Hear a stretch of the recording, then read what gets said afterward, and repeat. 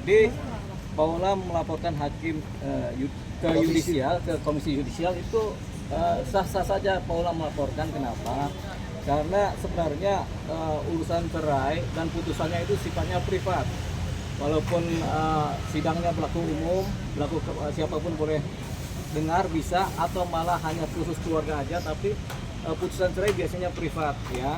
Itu tidak bisa dipublikasikan kepada khalayak ramai, apalagi kalau sifatnya adalah ada kata-kata yang narasinya adalah seolah-olah negatif dan menimbulkan pencemaran nama baik begitu. Sebenarnya ini saya dengar ada kata durhaka ya yang disampaikan, bahwasanya Paula ini durhaka.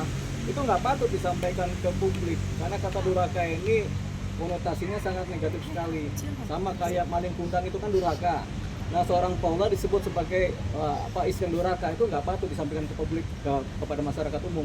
Tapi dalam putusan bisa saja disebutkan, karena ini kan sifatnya privat ya, putusan perdata yang sifatnya privat ya. Jadi putusan ini di dalam putusan nggak apa-apa disebut begitu kalau memang ada bukti atau fakta, tapi tidak boleh disebarluaskan kepada umum. Nah, ini yang sekarang adalah offside.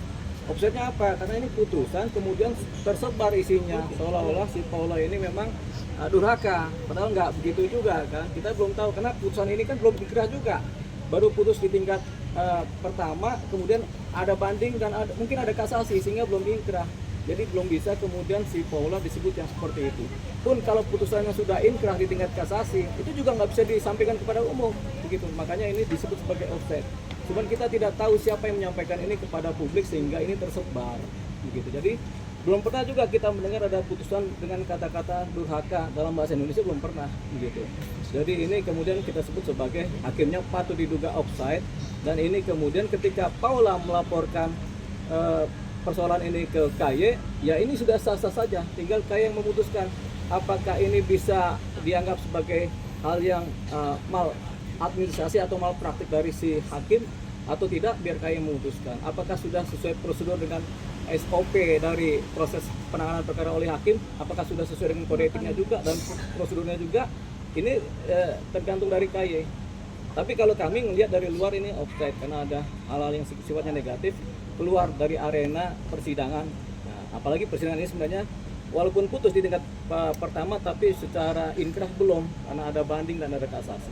Berarti ini murni kecerobohan dari patut diduga begitu, kecerobohan dari hakim menyampaikan suatu hal yang belum inkrah kepada publik begitu. Jadi alasan-alasan membenarkan cerita ini itu nggak dapat kalau bagi kami ya. Tapi secara putusan boleh saja diputuskan demikian, tapi ini sifatnya privat, sekali lagi privat ya. Jadi nggak bisa kemudian diumbar luas kepada publik. Bang, ini kan Paula kan public figure, Bang. Ini public figure, ada banyak juga orang yang ingin mengetahui alasan akhirnya diputus. Nah, seharusnya hakim seperti apa, atau humas pengadilan seharusnya menyampaikan kan seperti apa? ada standar-standar dalam isi putusan ya. Misalnya terjadi percekcokan terus-menerus, salah satu pihak mungkin kemudian berpaling atau sudah tidak punya rasa, itu kan bahasa-bahasa halus kan, atau tidak dinafkahi, atau kemudian karena sudah tidak serumah selama 6 bulan atau lebih. Nah, itu biasanya bahasa-bahasa standar dalam perceraian, alasan-alasan standar dalam putusan perceraian gitu. Nah, ini juga baru bisa disampaikan secara patut kepada publik ketika sudah inkrah. Persoalannya kan salah satu pihak mengajukan banding. Ketika salah satu pihak mengajukan banding kan berarti belum inkrah. Nah, dalam posisi ini makanya tidak patut suatu putusan yang belum inkrah kemudian disebarluaskan sebagai suatu putusan yang kemudian semua orang harus tahu, dan kemudian isinya juga ada kata-kata yang memang negatif, pretensi negatif. Ini dampaknya bukan kepada si Paula saja, tapi pandangan publik kepada Paula dan juga anak.